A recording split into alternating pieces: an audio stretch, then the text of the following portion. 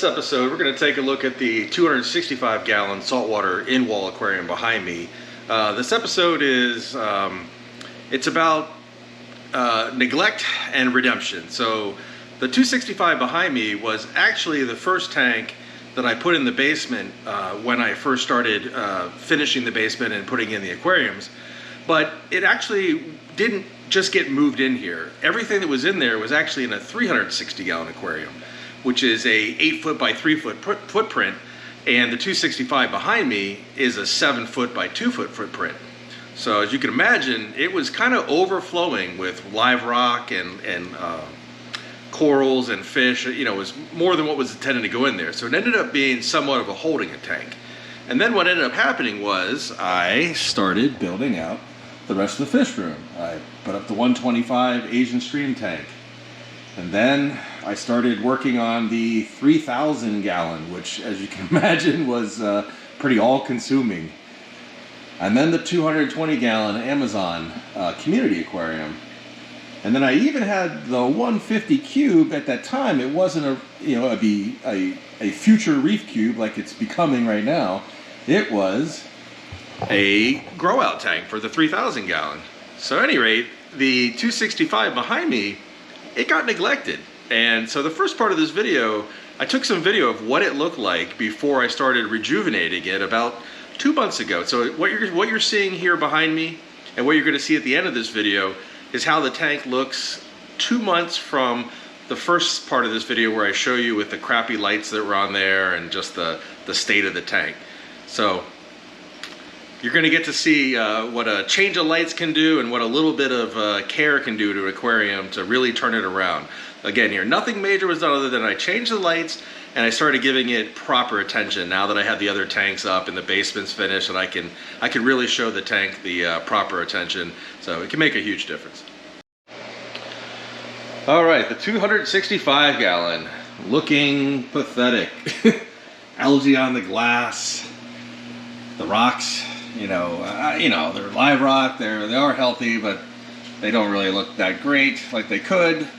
And I'm thinking, obviously I don't know exactly how the camera will handle it color profile wise, but if you're standing here, I don't think this light looks very good.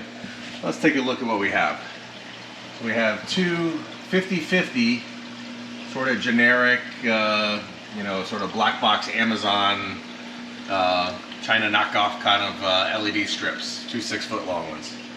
And I just think it looks terrible. They're on here because I was going to take the WE Kessels that were on here before and move them to the big tank I'm building around back, excuse me, which I am still going to do. But these lights are terrible. I can't deal with this. Even if this tank is, I'm not even sure how this tank's going to be set up. It's going to be foul or reef, or even, maybe predator, I don't know. But we're going to fix this. So we're going to add a group of Kessel A360Xs to this tank. So here is the before, and I'm going to get to installing these new lights, and then we'll take some after footage and see if it's worth all the money it takes to buy those Kessels to make this thing look a whole lot better. Let me take you around back real quick and just show you where the lights that used to be on the 265 are going to end up. They are going to be lighting the new plywood build. So this tank here is going to eventually be between 500 and 600 gallons, and that's just the back of the 265. If you recall, these tanks both share the sump that the 265 runs on top of. So they share the same skimmer and the same 700 gallon sump style, refugium / sump. Alright, now to get those new Kessel A360 set up there and get some footage of what it does to the tank. Alright, there's the 265 with the 3 Kessel 360Xs installed. I didn't clean up the glass or anything, obviously. I wanted to be an apples to apples comparison with the other light. So the tank still looks like a mess. It is going to get completely overhauled, which is revamped, which is why I'm kind of holding off. I've been pilfering some of the rock out of this tank for the 150 refugium. And like I said, it's going to get completely redone. A lot of this rock's going to end up in the 500-600 gallon, whatever that ends up being. And I haven't decided whether the fish that are currently in here and all hiding are going to go back in here when it's rescaped or end up in the, we'll just call it the 500 gallon. But here is the tank with the Kessels. Nice little comparison from a couple of knockoff 6-foot 50-50 lights versus some 360Xs. I didn't actually have the cables. I forgot to order the cables to hook up the controller. So they're just running on, me dialing in a color spectrum and intensity. So once I get the cables for the controller, the 360X controller, I'll get the proper color temperature and schedule, for the lights to come on and off. Right now I'm going to have to do it manual for a day or two until I can order those cables. Okay, well, for me, it's an improvement. It's still a mess, but it's a better looking mess in terms of the lighting than before. All right, here's a final look at the light upgrade on the 265. 3 Kessel 360Xs. Tuna blues. As you can see, the glass is cleaned off mostly. Somehow I always end up missing spots, even though I swear I check. But yeah, so here's the tank with the new lights, the hood installed back, the glass relatively clean, and also the rock work rearranged some. A lot of the rock that was in there before was just put in there because I needed a place to keep it. Now that it's spread out amongst some other tanks, I was able to reduce the rock load in here and get something closer to what I'm looking for. I don't think it's exactly how I want it, but it is definitely getting a lot closer to what I'm looking for in design. I can definitely tweak this. There's enough room now that is able to move things around, have some place to put some things while I tweak it out. But overall, very, very happy with the light upgrade. Kessels, I won't kid you, Kessels are expensive. It is definitely painful to pull that trigger when you're buying them, but I'm a big time mark for the shimmer. I mean, to me, it just really makes the tank look alive. It's kind of like swaying corals or swaying plants. It just really brings a lot of life to it. And honestly, they're excellent lights. I mean, they're expensive, but they're excellent. You can dial in any color you want, and the controller, I like the controller, how you can ramp it up, ramp it down, get it all to your liking. So it is definitely happy with this. But this is the final part of the light upgrade video, so you get to see cheapo strip lights to expensive Kessel lights, and see if you think it makes a difference. It's worthwhile to you. Okay, what a difference. Some new lights, a couple months of care to the aquarium, getting the dosing back right, rescaping the rock, taking out a bunch of extra rock that didn't need to be there, that was just transferred over from the 360, and just, a little TLC for the aquarium, as well as starting to build the fish stock back up to what it used to be. And I would say finally having identity for the aquarium now. So this is going to be a reef aquarium. It's going to have a lot of soft corals and a few other coral. So it'll be soft coral dominant, but there will be a few other corals that can handle having an emperor angel and dwarf angels and things of that nature in the aquarium with them that aren't going to be too sensitive to that. So yeah, a bit of a reef aquarium, but definitely it's geared to support the fish that I have, not just like a lot of reef aquariums where the corals come first and they put coral-friendly fish only after that. So this definitely does have a full-size emperor angel, and there is a lemon peel angel in here as well, which both would pick at polyps of a lot of types of corals. And see if I can catch those guys. So there goes the lemon peel that way. And the emperor, of course, is hiding because I'm filming. You gotta like that. But at any rate, so this is, as you saw at the beginning of the video, the aquarium was quite neglected. It had way too much rock in it, It was overgrown with algae. It wasn't being dosed properly with calcium, alkalinity, and trace elements. So the coralline was dying off, and sort of a nuisance algae was taking over.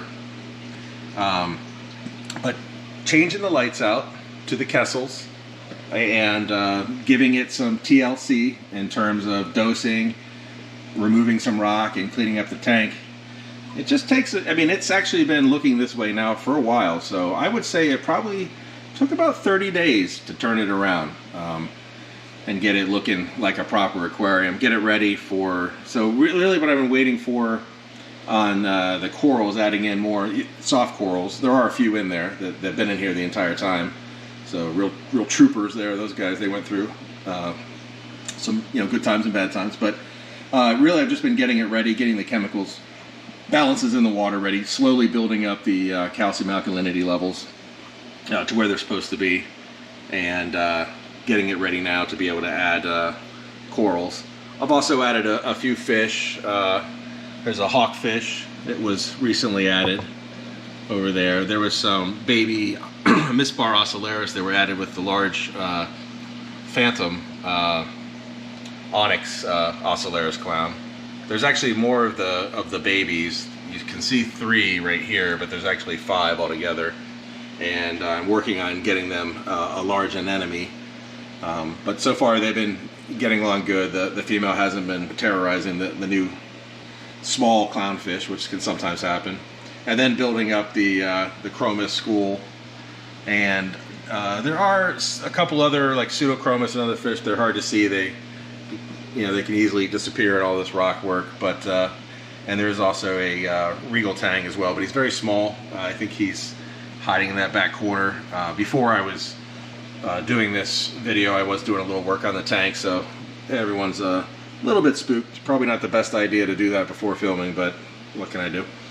So at any rate, as you can see, 30 days made quite a bit of difference on an aquarium that was, from the beginning, at the beginning of the video, was looking really pretty sad. Now, just to point out that I did always have the fish, the water for the fish was always good. The filtration was always excellent. It just wasn't dosed for the corals, and it wasn't, and the front glass wasn't being scraped, but it was healthy for the fish. It just didn't look good. This tank is on top of a 700-gallon sump, so it definitely has very strong filtration. It has a huge skimmer, and it has a huge refugium back there, so that really helps keep it stable even in times of neglect by me. So keeps the fish healthy, keeps the tank healthy.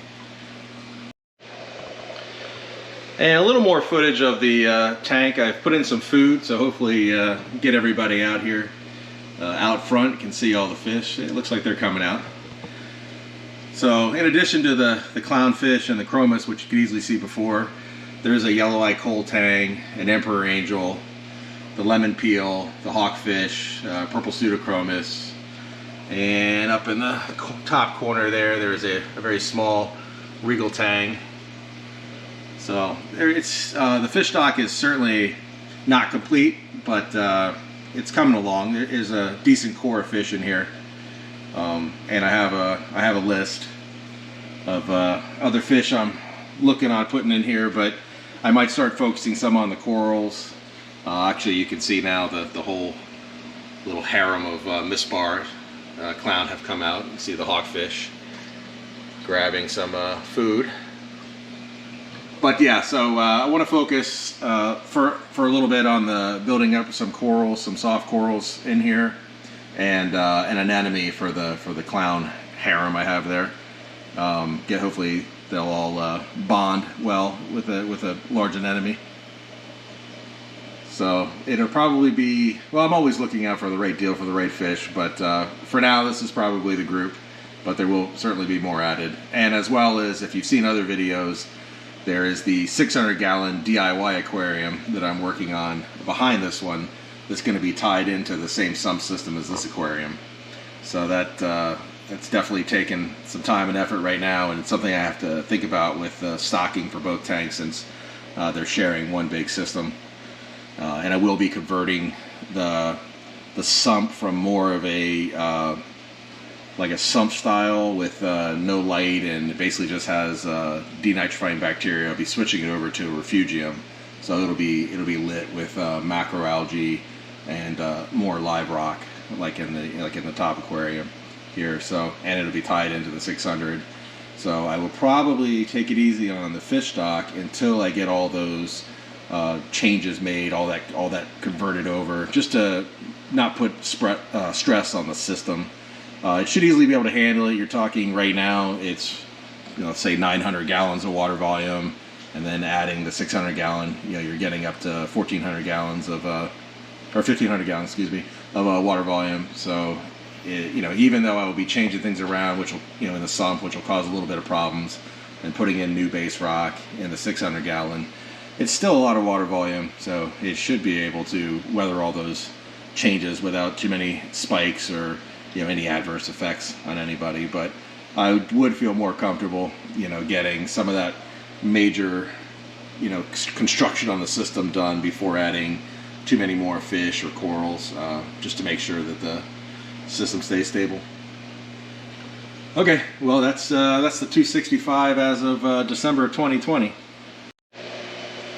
All right, as always, I really want to thank the Aquarium Domain Patreons. Your support is much appreciated, and it really helps me with all these projects, and helps me work on new projects, bigger and better things for the channel. And also, if you made it this far into the video, you might just like the kind of content I put out, and you might want to subscribe, because lately I've been putting content out every week. I'm going to try to keep that cadence, and if possible, do a little better. But I got a lot of new videos coming down the pike, so subscribe and check them out.